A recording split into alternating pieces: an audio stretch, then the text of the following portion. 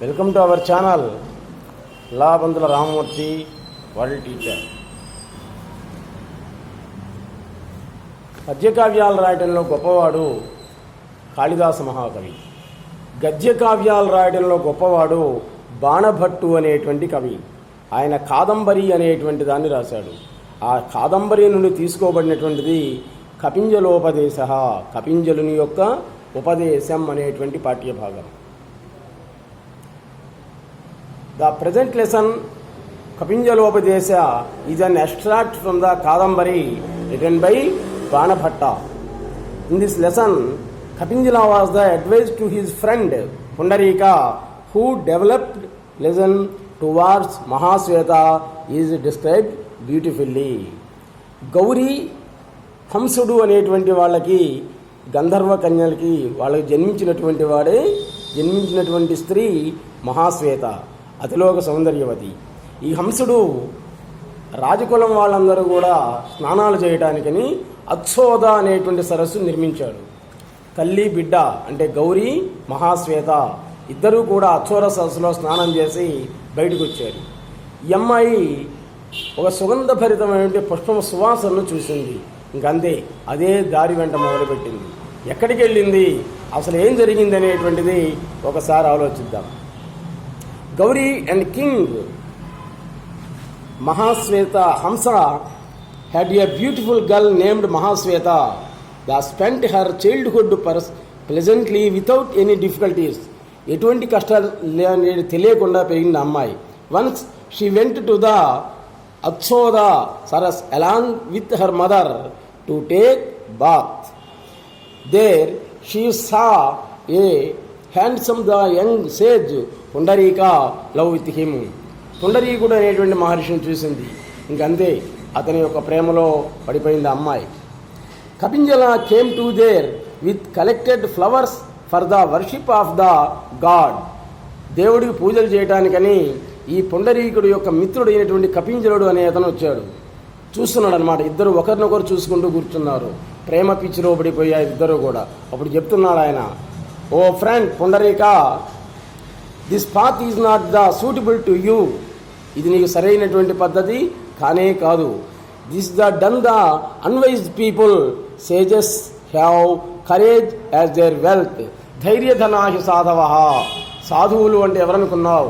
ధైర్యమే ధనంగా కలిగినటువంటి వాళ్ళు సాధువులు. కానీ నువ్వు ఈ విధంగా ఈ అమ్మాయి సౌందర్యాన్ని, బాహ్య సౌందర్యాన్ని చూసి మోసపోతున్నావు.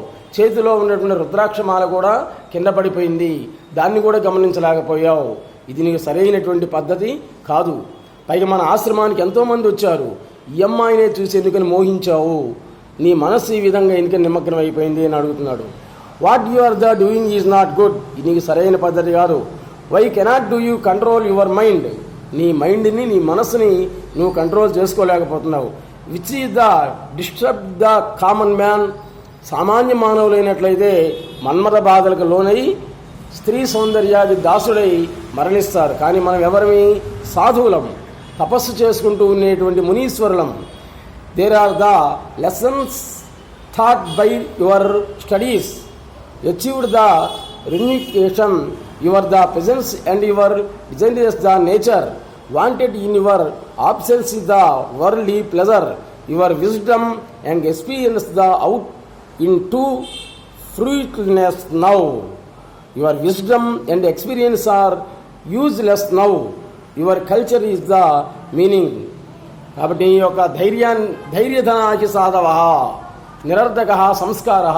విద్య వల్ల నేర్చుకున్నటువంటి సంస్కారం మొత్తం కూడా వృధా అయిపోయింది కదా. గురువులు ఎవరైనా కానీ మనకు ఈ విధంగా ఉండమని చెప్పారా? ఇదేమైనా వ్రతానికి ఏమైనా మార్గమా? ఇదేమైనా మోక్షానికి మార్గమా అని ఇంకా చెప్తున్నాడు ఆయన. మూఢోహి మదనైన ఆయాస్యతే. చదువు సంధ్యాలైనటువంటి మూర్ఖులైనటువంటి వాళ్ళని అయితే మన్మథమాదలో బోలై నశిస్తారు. కానీ మనం అలా కాదు. A fool wretchedness a great net of business plants thinking in its riches. He embrace the creeper the thing it is as the lotus garland. Spark fire if you could not the revision your sense. కాబట్టి నిన్ను నీవు control చేసుకోలేకపోతున్నావు, ఇది సరైనటువంటి పద్ధతి కాదు అని ఆయన అనేక రకాలు చెప్పారు. స్త్రీ బాహ్య సౌందర్య దాసులు కావటం అంటే ఎంత ప్రమాదకమో చెప్తున్నాడు. అగరబత్తి పొగ అనుకొని నల్ల త్రాచును కౌగులించుకోవటం లాంటిది. భగభగ మండేటువంటి మంటని రత్నం అనుకొని పట్టుకోవటం లాంటిది. కాబట్టి ఎంతోమందిని చూసినటువంటి నీవే ఈ అమ్మాయికి ఎందుకు దాసు అయిపోయావు అని పాపం అనేక రకాలుగా వివరించాడు. అప్పుడు అంటున్నాడు, ఏమో నాకే తెలియదు అంటున్నాడు అనమాట ఆయన. ఆ పుండరీకుడు నాకే అర్థం కావట్లేదు, నాకే తెలియట్లేదు అని అన్నాడు. సరే, చివరికి ఏమైనా వీళ్ళిద్దరు కూడా వివాహం చేసుకున్నారు. ఆమె వచ్చింది దేనికి? ఆయన దగ్గర ఉన్నటువంటి పుష్పం కోసం వచ్చింది. అది కాస్త తీసుకొని ఆమె కాస్త గంధర్వలోకానికి వెళ్ళిపోయింది. ఇంకా మనవాడు తపస్సు చేసుకుంటూ చివరికి మృత్యువాతను పొందాడు. కాబట్టి దీనివల్ల ఆయన చెప్పేటంటే కవీశ్వరుడు, బాహ్య సౌందర్యానికి లోనై కావాలని చావుని కొని తెచ్చుకోవద్దు, మానసికపరమైనటువంటి వాటిని శక్తులని పెంచుకోండి అని ఆ మహాకవి మనకు వివరించి చెప్పాడు. Please subscribe our channel. Next ఎపిసోడ్లో మళ్ళీ కలుద్దాం. నమస్తే.